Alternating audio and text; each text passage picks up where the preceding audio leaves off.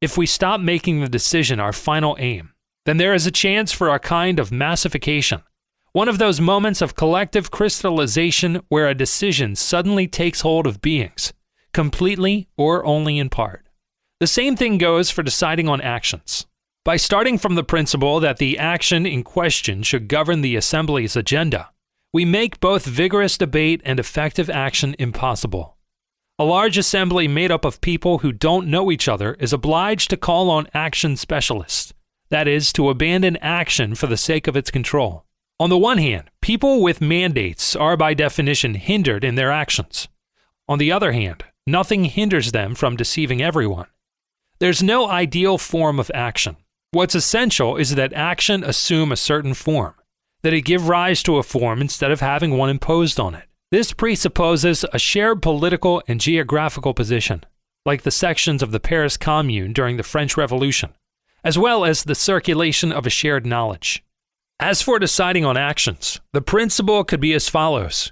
Each person should do their own reconnaissance. The information will then be put together, and the decision will occur to us rather than being made by us. The circulation of knowledge cancels hierarchy. It equalizes by raising up. Proliferating horizontal communication is also the best form of coordination among different communes, the best way to put an end to hegemony. Block the economy, but measure our blocking power by our level of self-organization. At the end of June 2006, in the state of Oaxaca, the occupations of city halls multiply and insurgents occupy public buildings. In certain communes, mayors are kicked out. Official vehicles are requisitioned. A month later, access is cut off to certain hotels and tourist compounds. Mexico's Minister of Tourism speaks of a disaster comparable to Hurricane Wilma.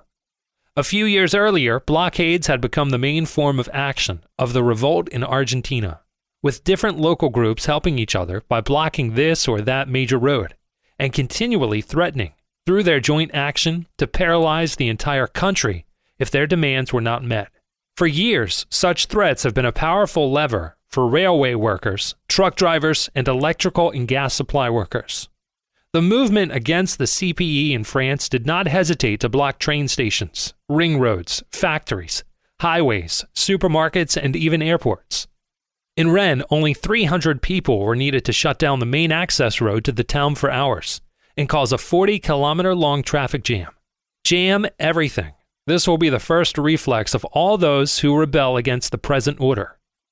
In a delocalized economy where companies function according to just-in-time production,